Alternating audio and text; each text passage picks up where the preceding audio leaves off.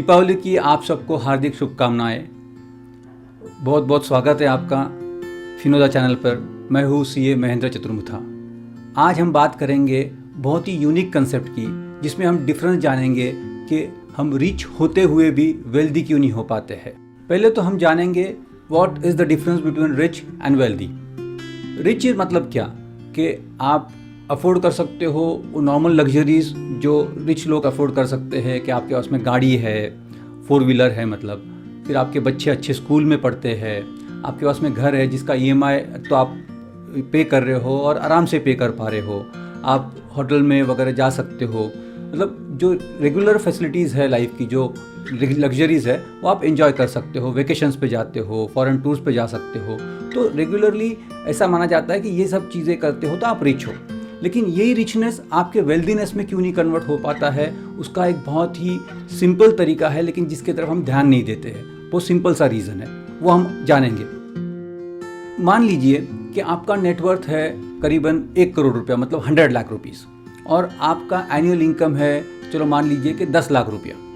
अभी ये जो 100 लैक्स है, इसका जो इन्वेस्टमेंट्स है, इसका जो रिटर्न्स है, वो रफली एक आम तौर पे एक इंसान का जो बहुत ज़्यादा फाइनेंस का नॉलेज नहीं रखते हैं, या बहुत ज़्यादा इंटरेस्ट नहीं रखते फाइनेंस में, या बहुत ज़्यादा फाइनेंशियल नॉलेज का एप्लीकेशन नहीं करते हैं, उनका ये देखा जाता है कि 7 to 8% एनुअली उनका एनुअल यील्ड होता है उनके इन्वेस्टमेंट्स पे। आप खुद का एक एनालिसिस कीजिए कि 10 साल पहले आपका क्या नेटवर्थ था, और वो नेटवर्थ का मतलब उसके बाद में जो आपने इनकम ऐड किया वो छोड़ दीजिए, वो जो नेटवर्थ था 10 साल पहले का, या जो आपकी इन्वेस्टमेंट थी 10 साल पहले की, उसका आज क्या वैल्यू हुआ है। तो आप जानेंगे कि काफ़ी बार ये इन्वेस्टमेंट्स का जो एप्रिसिएशन है वो 7-8% के ऊपर होता नहीं है। कभी आपका स्टॉक जो इन्वेस्टमेंट्स है वो परफॉर्म करता है तो लैंड का या फिर बाकी रियल इस्टेट का इन्वेस्टमेंट परफॉर्म नहीं करता है।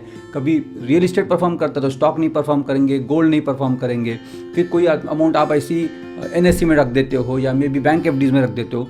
कभी कभी तो ये रिटर्न्स 8% 9% के नीचे भी आता है। मे बी आप कोई फाइनेंशियल फ्रॉड में फंस जाते हैं, कोई स्कैम हो जाता है, उसके अंदर आप फाइनेंशियल नॉलेज ना होने की वजह से आप उसमें फंस जाते हो, तो आपके रिटर्न्स कभी कभी नेगेटिव भी हो जाते हैं या बहुत कम रहते हैं।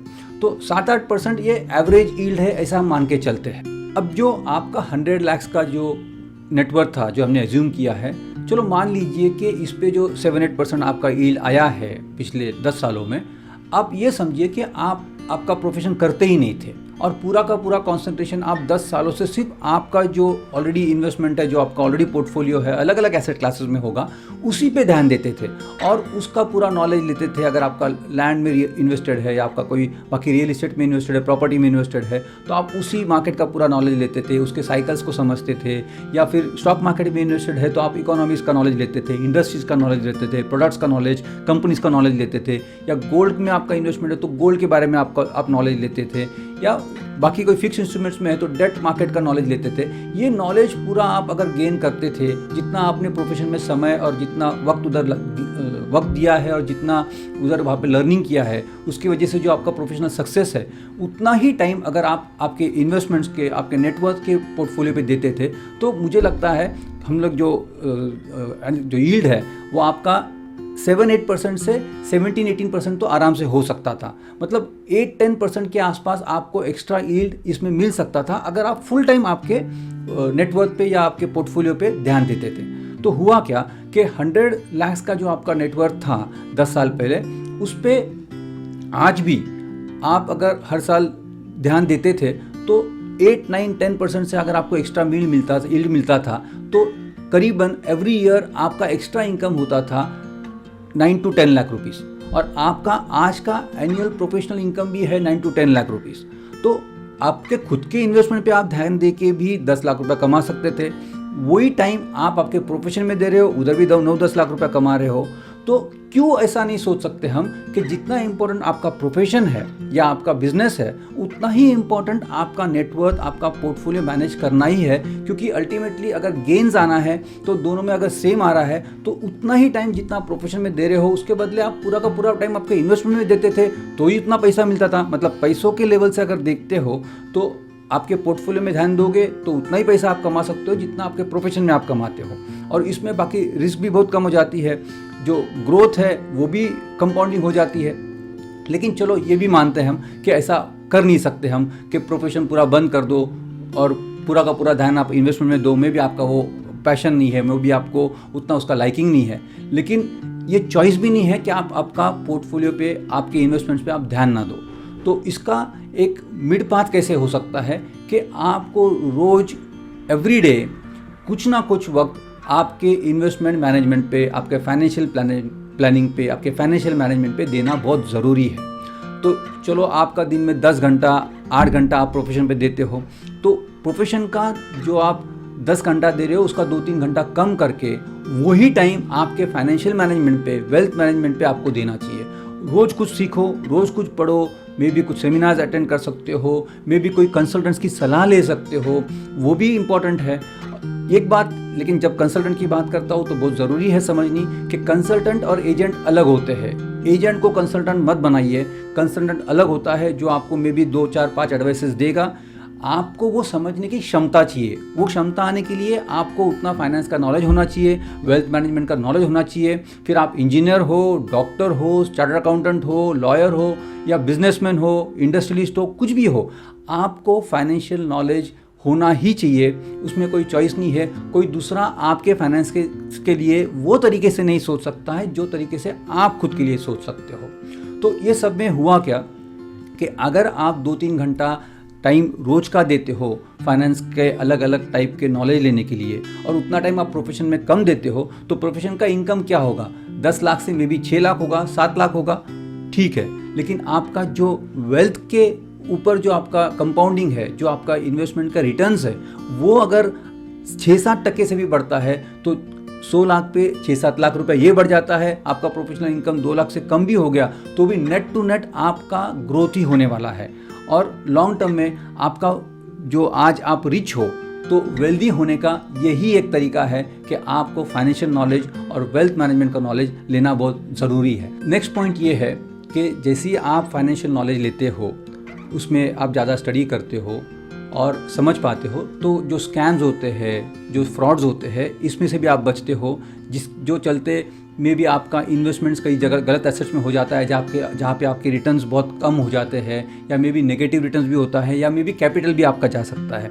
तो ये स्कैम्स एंड फ्रॉड से बचने के लिए भी फाइनेंशियल फील्ड का नॉलेज होना बहुत ज़रूरी है। फिर नेक्स्ट है कि आप बेटर इन्वेस्टमेंट्स चूज़ कर सकते हो।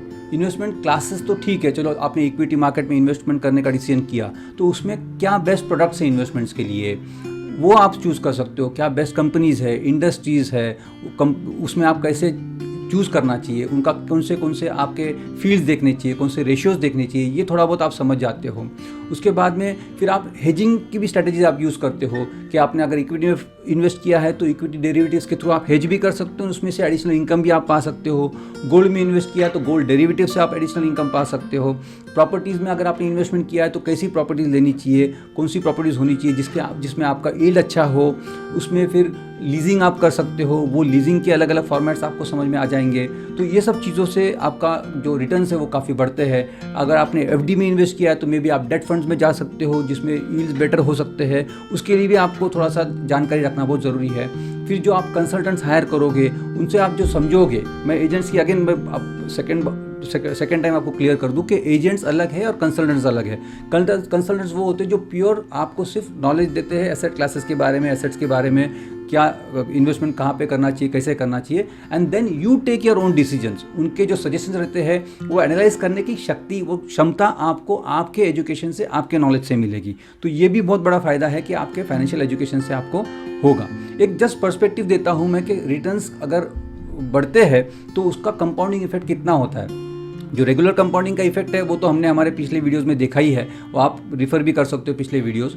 लेकिन मैं आपको सिर्फ एक पर्सपेक्टिव देता हूँ कि 100 लाख अगर आपका आज है और इसको अगर आप 8% से कंपाउंडिंग करते हो और तो वो 20 ईयर्स में बनता है 4.66 करोड़ रुपीज़। यही 100 लाख अगर आप उन्हीं 20 सालों में 8 के बदले 16% से अगर आप कंपाउंडिंग कर सकते हो आपके एडिशनल इन्वॉल्वमेंट से, फाइनेंस के बारे में, वेल्थ के बारे में, एजुकेशन के ज़रिए, तो आपका 20 सालों में यही 100 लाख जो है वो 16% से हो जाएगा 19.46 करोड़ रुपीज़। तो कहाँ 4.66 करोड़, कहाँ 19.46 करोड़, इतना 4 टाइम्स ऑलमोस्ट आपका नेटवर्क बढ़ जाता है।